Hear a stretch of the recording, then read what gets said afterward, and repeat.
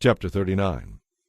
It was in January, during the 9th year of King Zedekiah's reign, that King Nebuchadnezzar and his army returned to besiege Jerusalem. 2.5 years later, on July 18th, the Babylonians broke through the wall, and the city fell. All the officers of the Babylonian army came in and sat in triumph at the middle gate. Nergal-Sharezer of Shamgar, and Nebo-Sarsekim, a chief officer, and Nergal-Sharezer, the king's adviser, and many others. King Zedekiah and his royal guard saw the Babylonians in the city gate, so they fled when the darkness of night arrived. They went out through a gate between the two walls behind the king's garden and headed toward the Jordan Valley. But the Babylonians chased the king and caught him on the plains of Jericho. They took him to King Nebuchadnezzar of Babylon, who was at Riblah in the land of Hamath.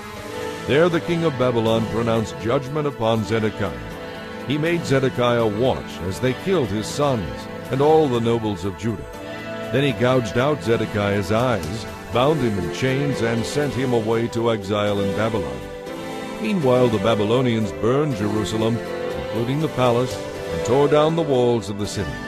Then Nebuzaradan, the captain of the guard, sent to Babylon the remnant of the population, as well as those who had defected to him. But Nebuzaradan left a few of the poorest people in Judah, and he assigned them fields and vineyards to care for. King Nebuchadnezzar had told Nebuzaradan to find Jeremiah. "See that he isn't hurt," he had said. "Look after him well and give him anything he wants." So Nebuzaradan, the captain of the guard, and Nebuchadnezzar, a chief officer, and Nergal-Sharezer, the king's adviser, and the other officers of Babylon's king, sent messengers to bring Jeremiah out of the prison. They put him under the care of Gedaliah, son of Ahikam, and grandson of Shaphan, who was to take him back to his home. So Jeremiah stayed in Judah among his own people. The Lord had given the following message to Jeremiah while he was still in prison. "Say to Ebed-Melech the Ethiopian, the Lord Almighty, the God of Israel, says, I will do to this city everything I have threatened. I will send disaster, not prosperity. You will see its destruction, but I will rescue you from those you fear so much.